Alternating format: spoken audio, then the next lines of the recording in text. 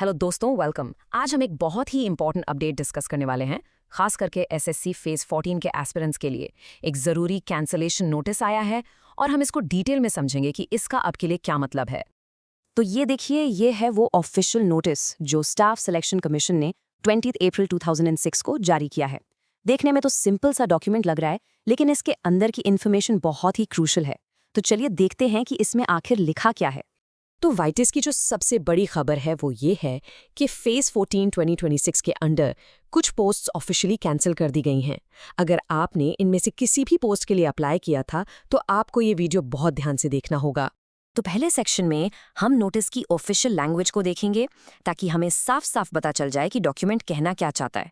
Let's get into the details. Okay, so notice किया, subject बहुत specific है। ये साफ साफ कहता है कि जो पोस्ट्स कैंसिल हुई हैं वो एक ही डिपार्टमेंट की हैं, जियोलॉजिकल सर्वे ऑफ इंडिया यानी जीएसआई। इसका मतलब यह है कि बाकी डिपार्टमेंट्स की पोस्ट्स पर इस नोटिस का कोई असर नहीं है। अब आते हैं सबसे इम्पॉर्टेंट सवाल पर, जो आप सबके मन में होगा।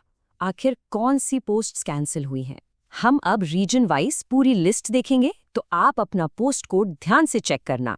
सबसे पहले बात करते हैं सेंट्रल रीजन यानी सीआर की। यहाँ पर 5 तरह की पोस्ट्स कैंसिल हुई हैं, जिसमें ड्रिलिंग असिस्टेंट, लेबोरेटरी असिस्टेंट और स्टेनोग्राफर ग्रेड 2 शामिल हैं। एक बार आराम से देखिए और अपना पोस्ट कोड जरूर चेक कर लीजिए। अब आगे बढ़ते हैं ईस्टर्न रीजन यानी ईआर की तरफ। यहाँ लिस्ट थोड़ी लंबी है। टोटल 9 पोस्ट कैटेगरीज कैंसिल की गई हैं। इसमें जूनियर टेक्निकल असिस्टेंट से लेकर ड्रिलिंग असिस्टेंट तक शामिल हैं। और ध्यान देने वाली बात यह है कि पर्सनल असिस्टेंट की 51 वैकेंसीज कैंसिल हुई हैं, जो कि एक काफ़ी बड़ा नंबर है। नेक्स्ट चलिए देखते हैं नॉर्थ ईस्टर्न रीजन या एनई को। यहाँ भी 9 पोस्ट कैटेगरीज कैंसिल हुई हैं, जैसे कि JTA, lab assistant, technical operator और मल्टीटास्किंग स्टाफ की 18 पोस्ट्स। अगर आपको डिटेल में देखना है तो आप वीडियो को यहाँ पॉज करके आराम से सारे पोस्ट कोड्स चेक कर सकते हैं। और आखिर में बात करते हैं सदर्न और वेस्टर्न रीजन्स की।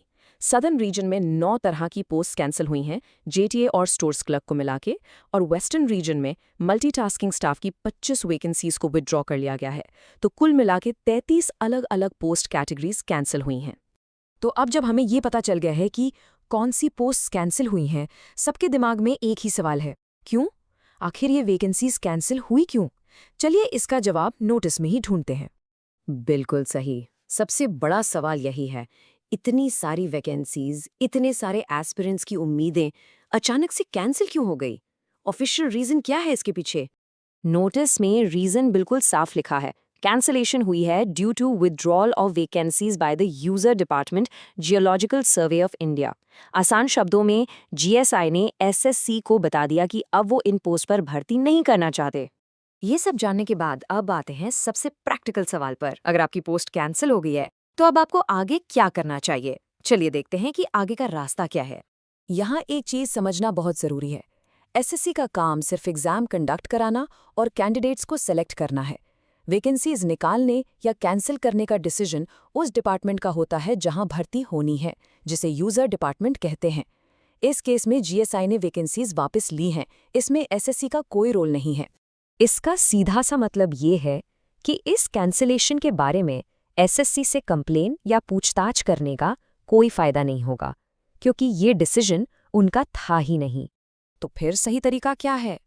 नोटिस में साफ साफ लिखा है कि अगर आपको कोई भी शिकायत है या आप कोई आरटीआई फाइल करना चाहते हैं या इस कैंसिलेशन से जुड़ा कोई भी सवाल है, तो आपको सीधा जियोलॉजिकल सर्वे ऑफ इंडिया यानी जीएसआई से कांटेक्ट करना होगा।